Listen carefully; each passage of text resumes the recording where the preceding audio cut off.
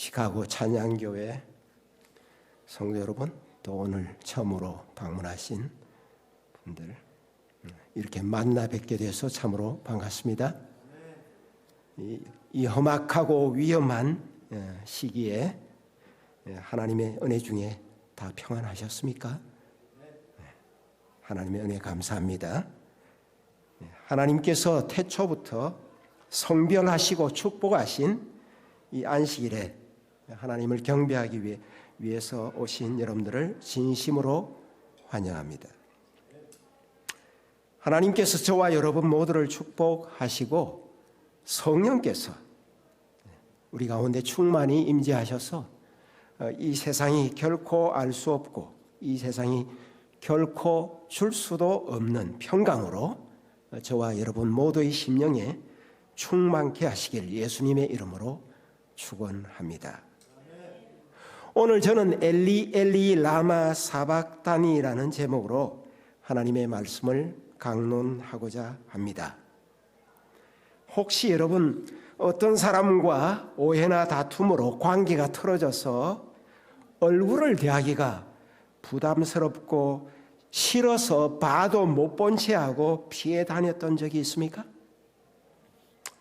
한 세상 살다 보면 그런 적도 있을 수 있죠. 결국은 화해하셔야 되겠지만, 여러분 대한민국 역사에 남아있는 유명한 사자성어들 가운데 함흥차사라는 말을 들어보셨습니까?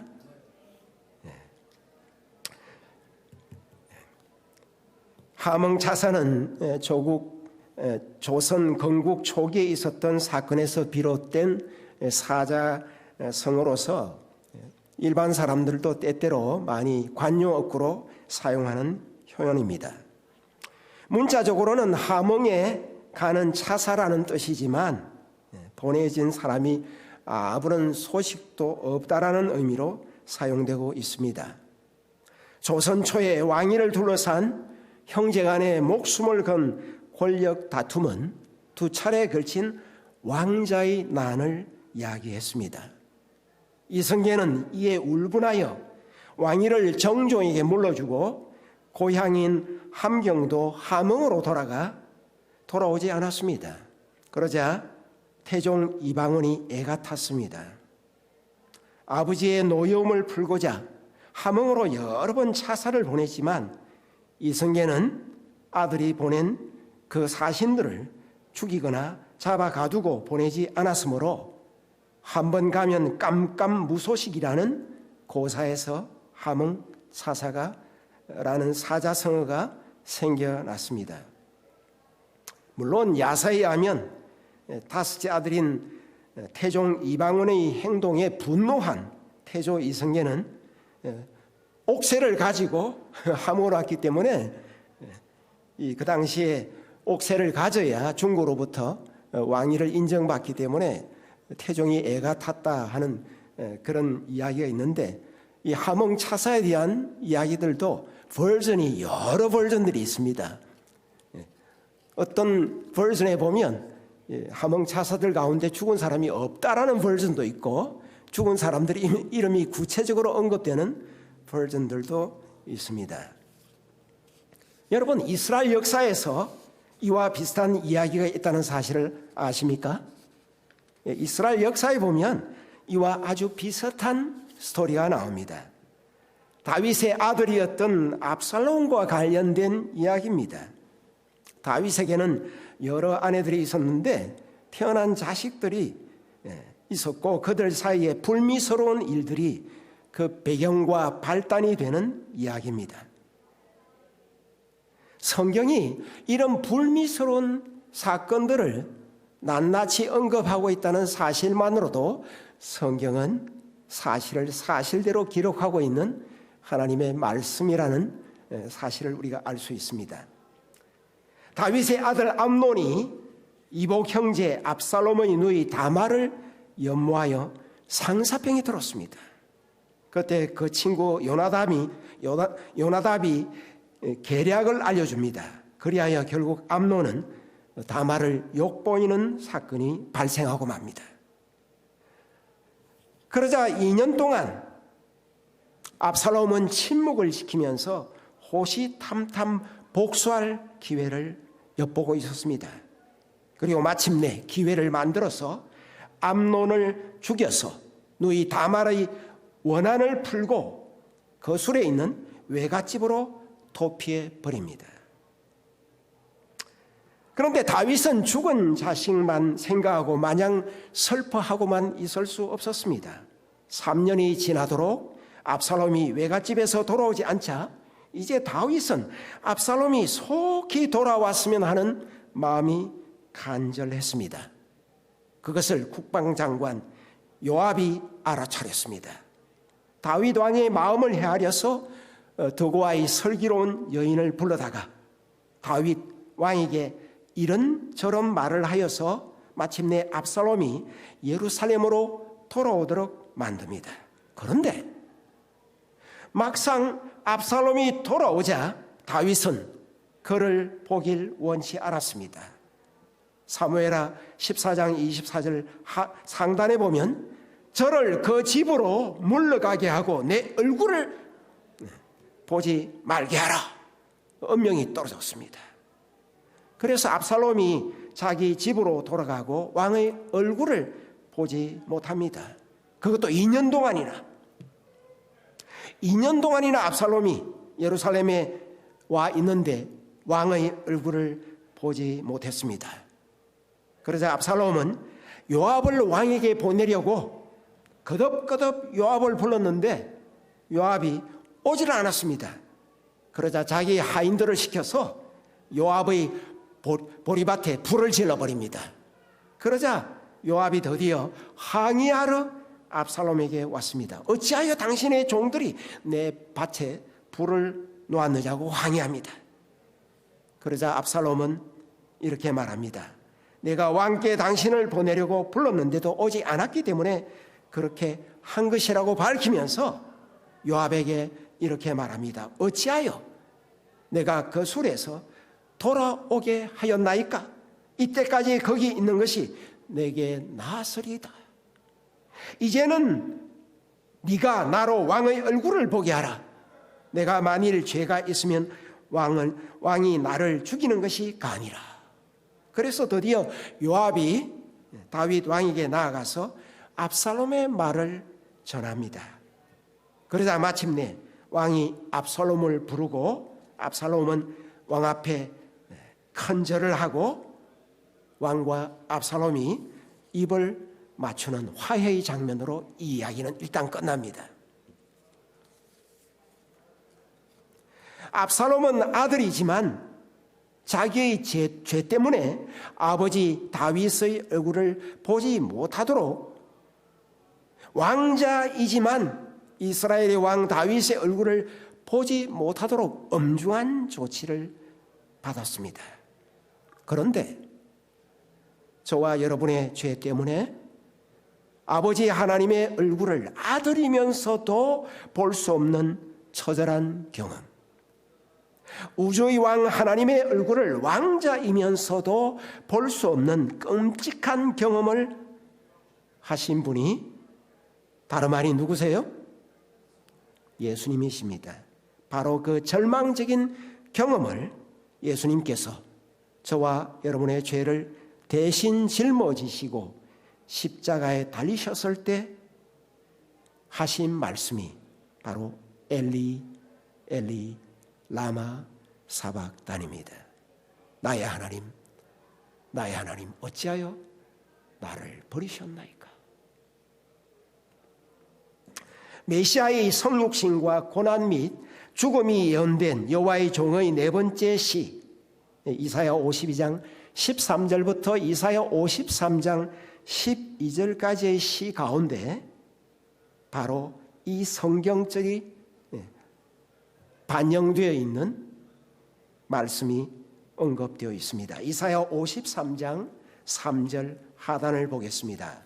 이사야 53장 3절 하단입니다. 이사야 53장 3절 하단입니다. 제가 가지고 있는 성경은 개역 한글판입니다. 마치 사람들에게 얼굴을 가리우고 보지 않음을 받는 자 같아서 멸시를 당하였고 우리도 그를 귀히 여기지 않았도다. 특별히 이 부분에서 마치 사람들에게 얼굴을 가리우고 보지 않음을 받는 자 같아서, 여기서 얼굴은 누구의 얼굴이라고 생각됩니까? 마치 사람들에게 얼굴을 가리우고 보지 않음을 받는 자 같아서, 사실상 이해하기 아주 어렵게 표현되어 있지만은 여기서 말하는 얼굴은 사람들의 얼굴로 이해할 수 있습니다. 사람들이 그로부터, 즉 여호와의 종으로부터 얼굴을 숨겼다는 의미로 이해할 수 있습니다. 그런데 제가 가지고 있는 개역 한글판 성경에는 사람들에게라는 부분의 사 위에 어깨 글자 6이 붙어 있습니다. 그리고 같은 페이지의 바닥 여백을 보면, 저 각주에 보면 그가 우리 앞에서 얼굴을 가려운 사람 같아서 일어났어요. 각주에서 그가 우리 앞에서 얼굴을 가려운 사람 같아서 이렇게 말해 놨을 때의 얼굴은 누구의 얼굴일까요? 그의 얼굴, 여호와의 종의 얼굴로 이해할 수 있습니다. 즉 여호와의 종이 사람들로부터 그의 얼굴을 숨긴다는 의미로 이해할 수 있습니다. 저 개역 한글판의 본문에 있는 말씀과 개역 한글판의 각주에 있는 말씀, 어느 말씀이 옳을까요? 사람들이 여호와의 종으로부터 얼굴을 숨겼다가 맞을까요? 여호와의 종이, 여호와의 고난받는 종이 사람들로부터 자기 얼굴을 숨겼다가 맞을까요? 유감스럽게도 둘 다 틀렸습니다. 왜 그런지 찬찬히 살펴보겠습니다. 그런데 이 부분을 바르게 이해하셔야 예수님의 십자가 사건을, 갈바리의 골고다 언덕에서 십자가상에서 예수님께서 겪으셨던 그 고뇌를 보다 깊이 제대로 이해할 수가 있습니다. 한글 개역판 성경의 본문과 각주는 첫째, 어떤 문제가 있느냐 하면 국어 문제가 있습니다. 국어 문제가 있어요. 가리우다라는 표현은 올바르지 못한 표현입니다. 한글 사전을 보면 가리다라는 단어가 세 종류가 언급되어 있어요. 세 종류가. 첫째는 뭐냐면 가리다, 감추다, 덮다, 위장하다. 두 번째는 가리다 그러면 고르다, 분별하다 이런 뜻이 있어요. 세 번째 가리다라는 단어는 쌓다, 볕단을 가린다, 그 말은 볕단을 쌓는다는 뜻입니다. 그러면 이 성경에 있는 가리다는 무슨 뜻이죠? 감추다, 덮다, 위장하다인데 특별히 감추다는 뜻입니다. 숨기다. 영어로는 hide, conceal, 숨기다는 뜻이 있습니다. 그러면 가리운이라는 표현은 제가 틀렸다 그랬죠? 그것을 이해할 수 있도록 여러분들에게 말씀을 드리면, 구름이 달을 가려서 달이 보이지 않았다 할 때 가려서는 능동태입니다. 그죠? 구름이 달을 가렸으니까. 그런데 달은 구름에 가려서 보이지 않았다 그러면 이 가려서는 수동태입니다. 그래서 가린다는 말은 능동태도, 그죠? 수동태도 같은 표현이에요. 구름이 달을 가려서, 달은 구름에 가려서, 표현이 똑같아요. 그러므로 가리운이라는 표현은 능동태도 수동태도 아니고 표현이 틀렸습니다. 가려서 이렇게 해야 되는 겁니다. 가려서. 두 번째 한글 개역판 성경의 이 본문이나 각주에 있는 두 번째 문제는 번역과 해석 문제입니다. 제가 한글 개역판 성경을 말씀드렸는데 공동 번역은 어떻게 되어 있을까요? 가톨릭 신자들이 많이 보는 성경이 공동 번역입니다. 공동 번역에는 이렇게 되어 있습니다. 사람들이 얼굴을 가리우고 피해갈 만큼 멸시만 당하였으므로. 여기도 가리우다라 그랬다, 그죠? 네. 가리고 그렇게 해야 될걸. 이 공동 번역도 사람들이 자신들의 얼굴을 가리고 그 여호와의 종을 피해갈 만큼 여호와의 종은 멸시만 당했다. 여기서의 얼굴은 사람들의 얼굴이에요. 이 번역과 해석이 맞을까요? 그러면 개역 한글판을 좀 더 업그레이드 시킨 최근의 번역판이 있습니다. 개역 개정판입니다. 개역 개정판은 이렇게 번역해놨습니다. 마치 사람들이 그에게서 얼굴을 가리는 것 같아 같이 멸시를 당하였고, 가리우다가 아니고 가린다로 제대로 한글 문제는 해결했습니다. 그런데 여기서도 사람들이 그에게서 얼굴을 가린다, 숨긴다기 때문에 그 얼굴은 사람들의 얼굴입니다. 그러면 본래 구약은 어떤 언어로 본래 기록된 것이 구약이라고 들으셨습니까? 히브리어, 신약은 헬라어. 그럼 히브리어로 기록되어 있는 구약 성경에 의하면 이 번역과 해석이 옳은 것일까요? 그런데 참 이 히브리어 본문 자체가 어렵게 되어 있습니다. 이 히브리어 본문 자체가 어려워요. 영어로 옮기면 이렇습니다. And like hiding of faces from us 혹은 from him. 그러니까 그리고 우리로부터 얼굴을 숨김 같아서 혹은 그리고 그로부터 얼굴을 숨김 같아서. 그러니까 건지 우린지도 제대로 확실하게 되어 있지 않고 얼굴도 누구의 얼굴인지 소유격이 없어요. 그냥 hiding of faces라고 되어 있어요. 소유격이 없어요. 그래서 이 가린다고 하는 그 주어가 누군지, 얼굴이 누구 얼굴인지, 누가 누구로부터 얼굴을 가린다는 말인지 상당히 이해하기 어렵게 되어 있습니다. 그렇다 보니까 뭐예요? 한글 성경의 번역이 제대로 안 되어 있습니다. 해석도 학자들이 하는 걸 보면 제대로 못하고 있어요.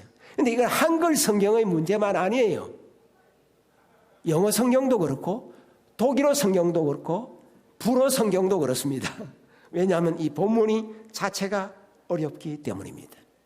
그래서 경우의 수를 줄이기 위해서 이사야 성경절을 하나 먼저 보고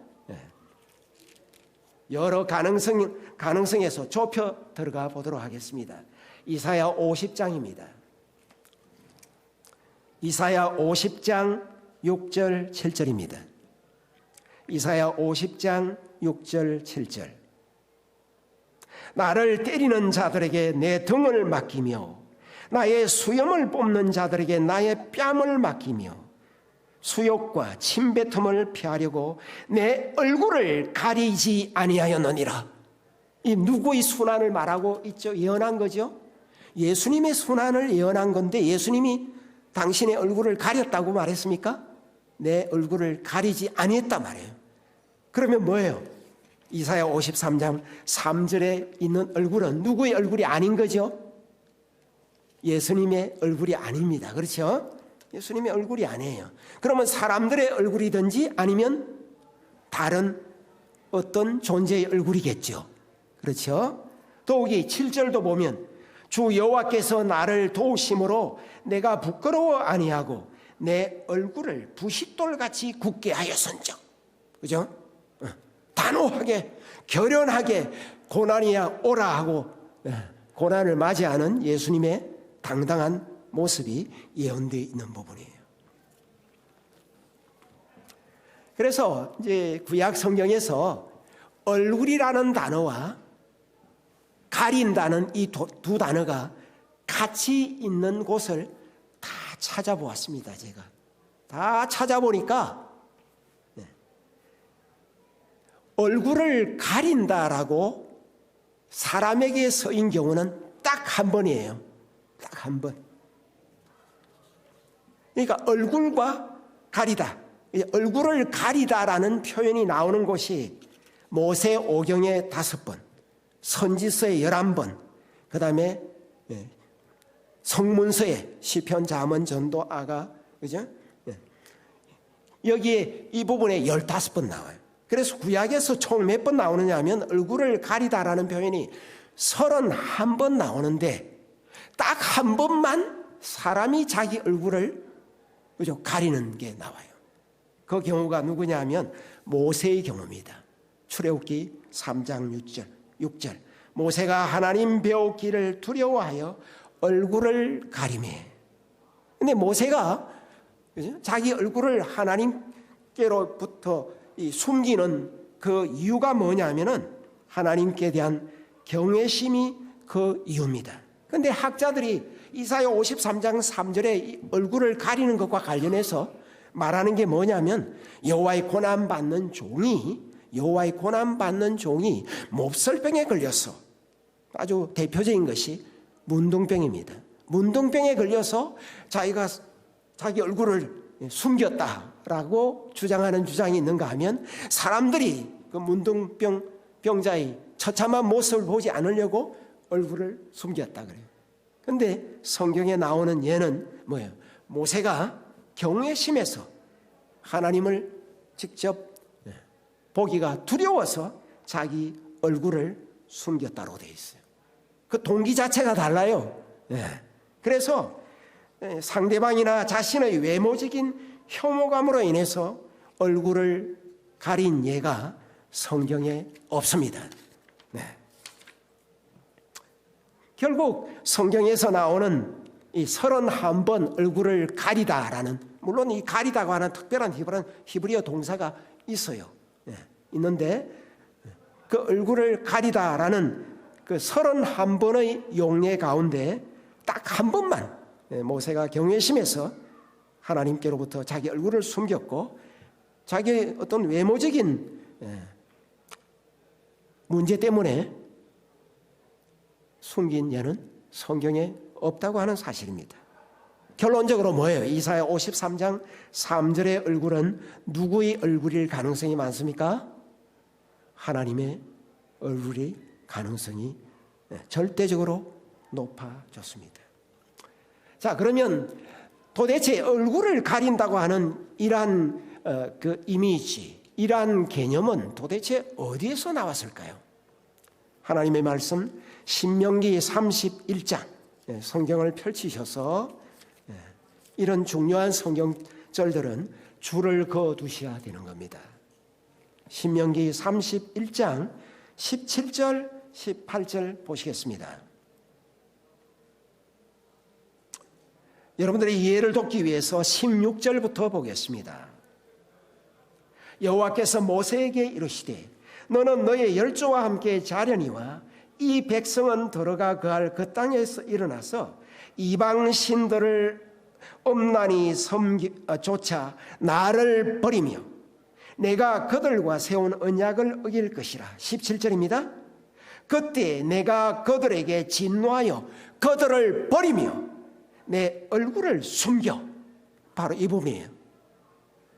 내 얼굴을 숨겨 그들에게 보이지 않게 할 것인즉 그들이 삼킴을 당하여 허다한 재앙과 환난이 그들에게 임할 그때 그들이 말하기를 이 재앙이 우리에게 임함은 우리 하나님이 우리 중에 계시지 않은 까닭이 아니요 할 것이라.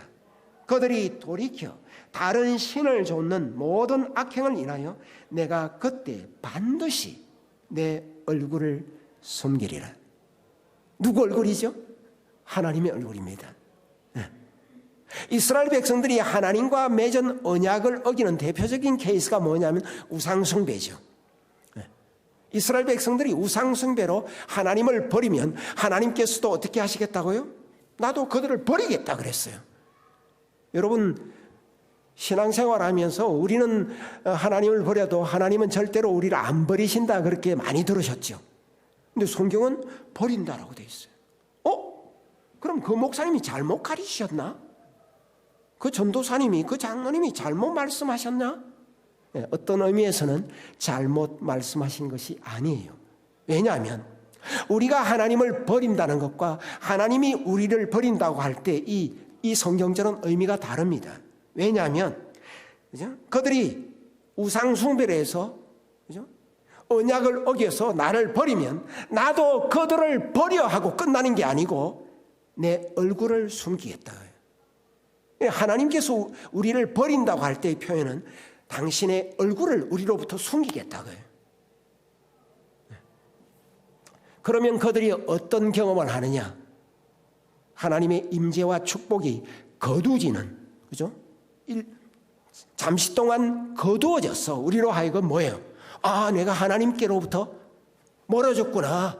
내가 하나님께로부터 떠났구나 하는 사실을 깨닫도록 해서 우리가 하나님께로 돌아오도록 하는 뭐예요? 징계의 기간으로서 버린다라는 말이고 하나님이 그 얼굴을 숨긴다는 표현이에요. 그러니까 지금 성경이 뭐라고 그래요?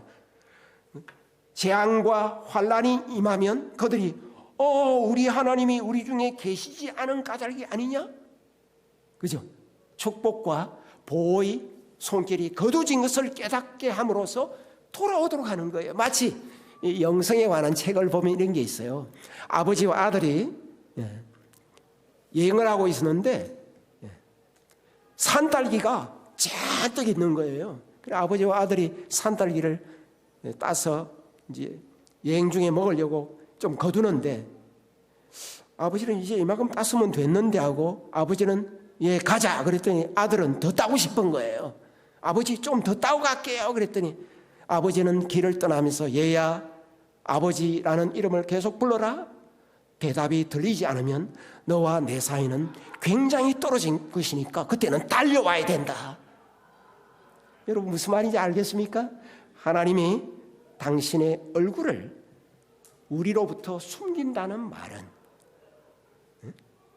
우리가 그분과 너무 떨어졌기 때문에 빨리 그분께로 달려오라고 내게로 오라는 신호다 그 말입니다.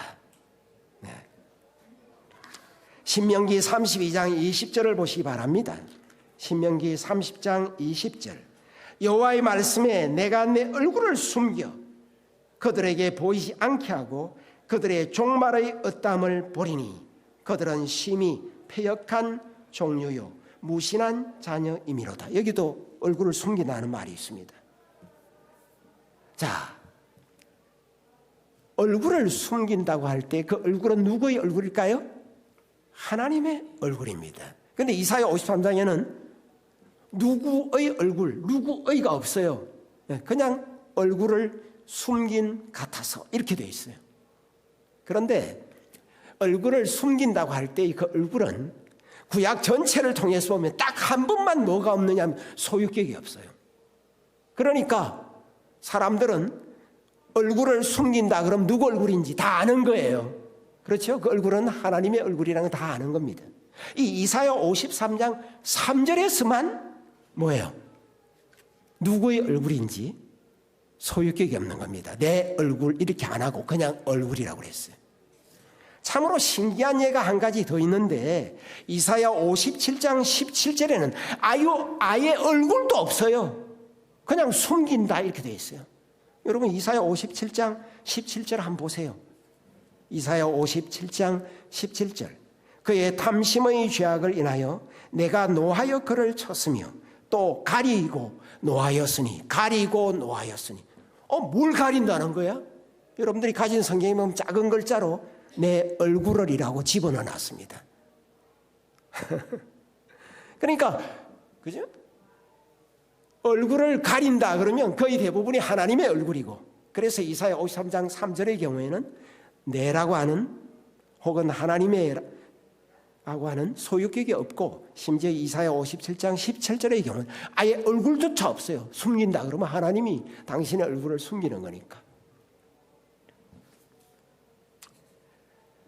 결국 이사야 53장 3절에 그리고 그로부터 하나님의 얼굴을 숨기는 것 같았어. 즉 뭐냐면 하나님께서 이 땅에 인간의 구원을 위해서 메시아로 보낸 고난의 종으로부터 하나님이 당신의 얼굴을 숨겼다고요.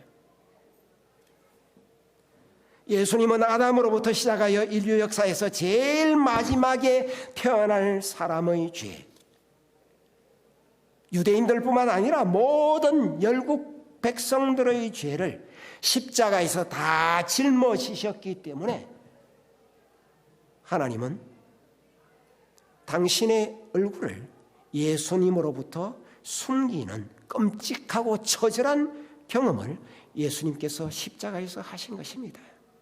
그때 그분의 입술에서 터져 나온 외침이 엘리 엘리 라마 사박탄이에요. 엘리 엘리 라마 사박탄이. 예수님께서 십자가에서 하신 말씀이 몇 말씀이죠? 7말씀. 흔히 뭐라고 그래요? 가상 7언이라고 그럽니다. 그렇죠? 가상 7언. 그런데 이 가상 7언의 중심에 있는 말씀이 무슨 말씀일까요? 엘리 엘리 라마 사박단이에요.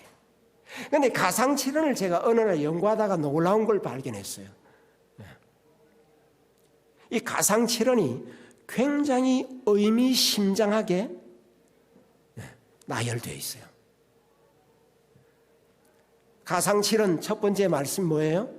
아버지여 저희들을 사하여 주옵소서 자기들이 하는 일을 알지 못하나이다. 이렇게 시작되죠. 그죠? 그 말씀이 누가복음에 나온다. 그죠? 가상 7언의 두 번째 말씀이 뭐예요? 강도. 그죠?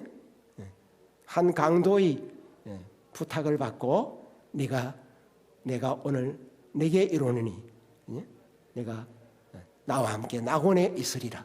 그런데 누가복음에 가상 7언의 첫 두 말씀이 나와요. 그런 다음에 세 번째 말씀은 요한복음에 나옵니다. 요한복음은 누구에게 한 말씀이요? 예수님께서 어머니 마리아에게 한 말씀이다. 그죠? 여자여 보소서 아들이니이다. 요한에게는 보라 내 어머니라.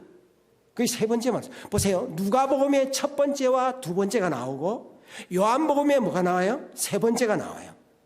그리고 네 번째 말씀 엘리 엘리 라막 사박단이는 어디에 나올까요? 마태복음과 마가복음에 한 번씩 나옵니다. 그러니까 이게 좀 언밸런스죠. 왜냐하면 누가복음에 두 말씀이 나오고 요한복음에 한 말씀이 나오고 중간에 마태 마가 그죠? 같은 말씀이 나옵니다. 그러니까 다섯 번째, 여섯 번째, 일곱 번째는 어떻게 나올까요? 요한복음, 누가복음 이렇게 나옵니다.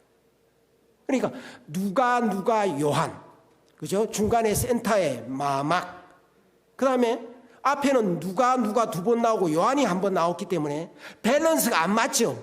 그러니까 오른쪽이 어떻게 돼요? 누가복음에 한 말씀, 요한복음에 두 말씀 이렇게 나와요.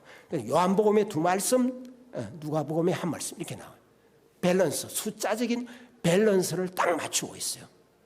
그래서 이 7말씀의 이 배치가 아주 흥미롭게 되어 있고 그 중간부의 말씀이 뭐예요? 엘리 엘리 라마 사박단이에요. 이 말씀은 가상 7언의 센터에 놓여져 있습니다. 핵심부에 놓여져 있죠.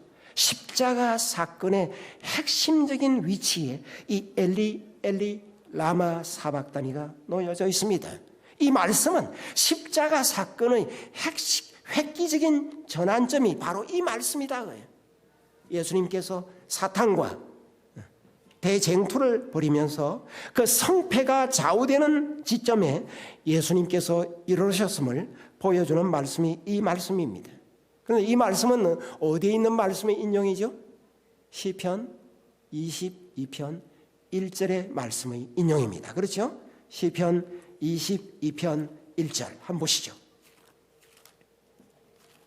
시편 22편 1절 내 아버지여 내 아버지여 어찌 나를 버리셨나이까? 어찌 나를 멀리하여 돕지 아니하시나이까? 내 아버지여 어찌 나를 버리셨나이까? 그런 다음에 뒷말씀이 뭐예요? 어찌 나를 멀리하여 돕지 아니하시나이까? 버리다는 말이 있다, 그죠? 아까 신명기에 읽었던 이스라엘 백성들이 하나님과 맺은 언약을 그들이 파기하면 하나님께서 누구를 버린다 그랬어요? 이스라엘 백성들 버린다 그랬잖아요. 그런데 십자가상에 예수님께서 하실 이 절규를 예언한 시편 22편은 내 하나님이여 어찌하여 나를 버리셨나이까? 신명기에 모세를 통해서 하나님께서 주신 그 말씀에 버린다는 말이 여기에 사용되어 있어요. 근데 예수님이 하나님과 맺은 언약을 버리셨어요? 아니죠. 버린 것은 이스라엘 백성들이고, 그죠? 이방 온 백성들이에요. 근데 예수님께서 이 말씀을 하시는 겁니다. 엘리 라마 사박다니는 마태복음, 마가복음에 있는 아람어입니다. 팔레스타인 아람어입니다. 그런데 시편 22편 1절은 엘리 라마 아잡탄입니다. 예수님은 이 십자가의 경험을 하면서 이 시편 22편을 그분이 마음속으로 외시고 십자가 사건의 파일롯으로 삼았어요. 특별히 시편 22편 31절을 한번 보세요. 시편 22편 31절. 와서 그 의를 장차 날 백성에게 전함이여 주께서 이를 행하셨다 할 것이로다. 주께서 이를 행하셨다. 이거는 능동태입니다. 이건 능동태예요. 이걸 수동으로 하면 무슨 말이 될까요? 다 이루었답니다. 다 이루었다예요.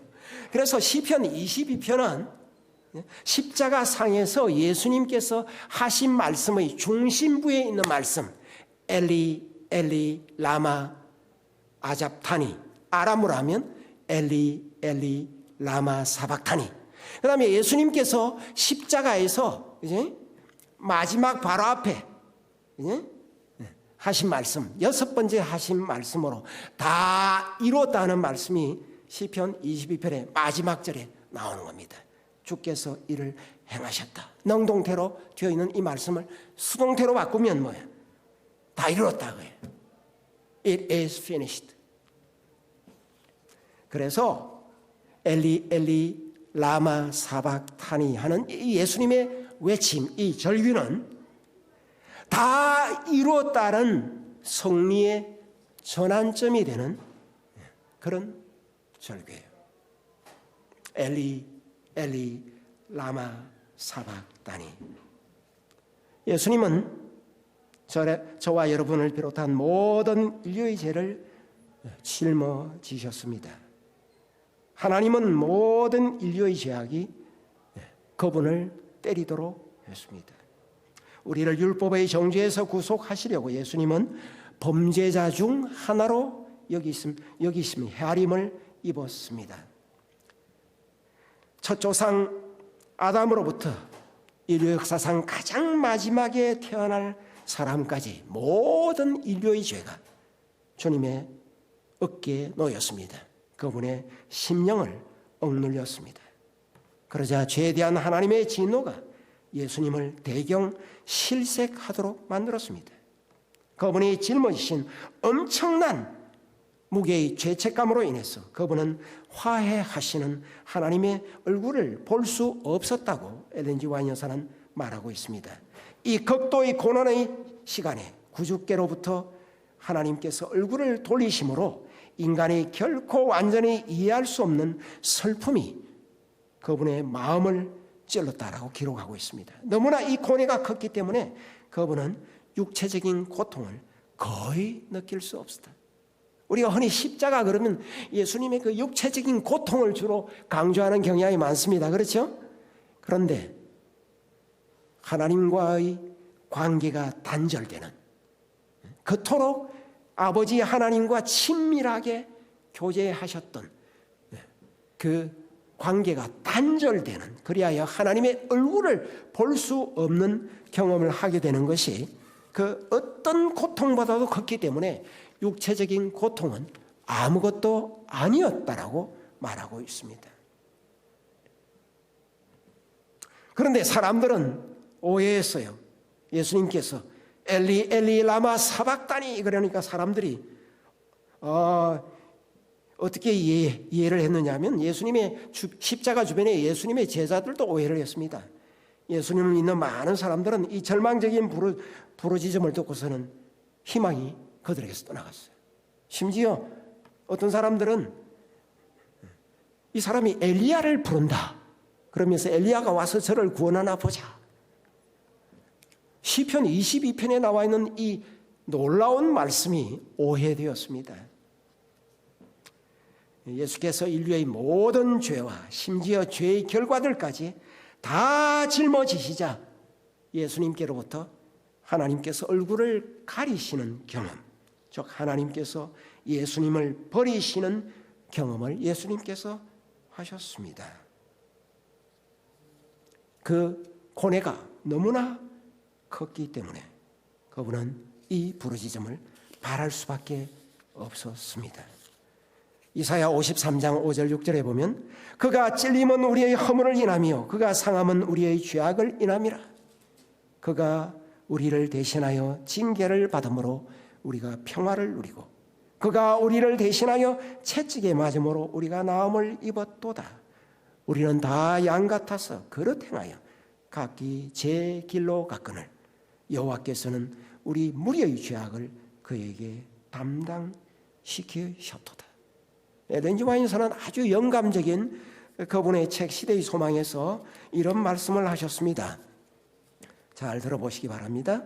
흠없는 하나님의 아들이 십자가에 달리셨으며 그분의 살은 채찍에 맞아 찢어졌고 그처럼 자주 축복하기 위하여 펴시던 그분의 손은 기둥에 못 박히셨다. 사랑의 봉사로 피곤할 줄 모르던 그분의 발도 나무 기둥에 못 박혔고 그분의 고귀한 머리는 가시관에 찔렸다. 그분의 떨리는 입술은 비통의 부르짖음을 발했다. 그분이 참으신 모든 것, 곧 그분의 머리와 손과 발에서 흘러내린 핏방울과 그분의 몸을 괴롭힌 고통과 아버지께서 얼굴을 숨기심으로 그분의 영혼을 가득 채웠던 말할 수 없는 고민은 인류의 각 사람에게 이렇게 말한다. 하나님의 아들이 이와 같은 죄악의 짐을 지기로 동의한 것은 다 그대를 위함이다. 그대를 위하여 그분은 사망의 권세를 깨뜨리고 낙원의 문을 여신다. 성난 파도를 잔잔케 하시고 거품이 이는 파도 위를 걸으셨으며 귀신들로 떨게 하시고 질병이 물러가게 하셨으며 소경의 눈을 뜨게 하시고 죽은 자를 살리셨던 그분이 당신 자신을 제물로 십자가 위에 바치셨다. 이렇게 하신 것은 다 그대를 사랑하기 때문이다. 죄를 짊어지신 그분은 거룩한 공의의 진노를 견디시고 그대를 위하여 죄 자체가 되셨다. 갈라디아 3장 13절입니다.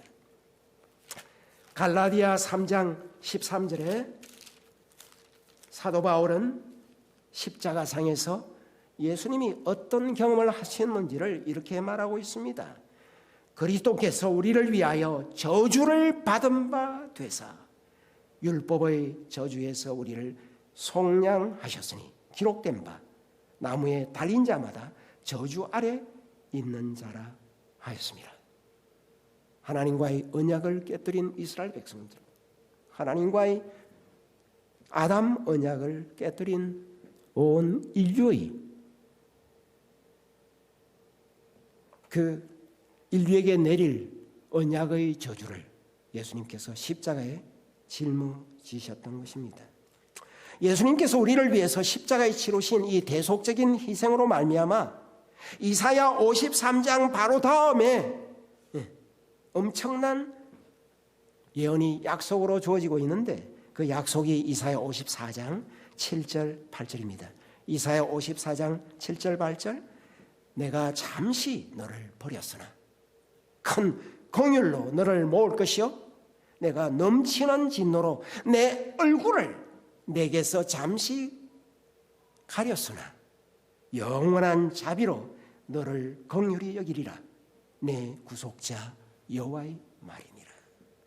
일찍이 이스라엘 백성들을 위해서 아론이 하도록 하나님께서 명하셨던 축복의 기도, 즉 아론의 기도가, 아론의 축도가 이제 우리를 위한 축도가 된 것은 예수님께서 우리를 위해서 십자가상에서 그토록 처절한 끔찍한 경험을 하셨기 때문입니다. 민수기 6장 24절부터 26절 아마 다 여러분들이 자주 읽으셨고 들으셨고 카드로 이 글귀, 편지나 카드에 이 글귀가 언급되는 것을 보셨을 것입니다. 민수기 6장 24절부터 26절 여호와는 내게 복을 주시고 너를 지키시기를 원하며 여호와는 그 얼굴로 내게 비치사 은혜 베푸시기를 원하며 여호와는 그 얼굴을 내게로 향하여 드사 평강 주시기를 원하노라. 이 아론의 척도 가운데 그죠? 하나님의 얼굴이 두 번이나 언급됩니다. 그죠? 여호와는 그 얼굴로 내게 비치사 여호와는 그 얼굴을 내게로 향하여 드사. 한국 대학생 선교회 창립자이신 김중곤 목사님은 이런 말씀을 하셨습니다. 십자가는 예수가 하나님과 내 이름을 부르다가 죽은 곳, 예수가 한 손으로 내 손을 붙잡고 또 한 손으로는 하나님의 손을 붙잡고 사랑의 심장이 터진 곳이다 그렇게 말했어요. 그리고 이런 말씀도 남겼습니다. 예수님이 십자가에 달리셔서 하신 엘리 엘리 라마 사박다니 나의 하나님 어찌하여 나를 버리셨나이까. 이 말 속에는 한 손으로는 내 손을 붙잡고 또 한 손으로는 하나님의 손을 붙잡고 내 이름을 부르고 하나님의 이름을 부르면서 심장이 터지도록 외치는 절규가 있습니다. 참 감동적인 신앙 간증과도 같은 그런 글을 남기셨습니다. 참 그래서 큰 일을 하셨죠 이분이.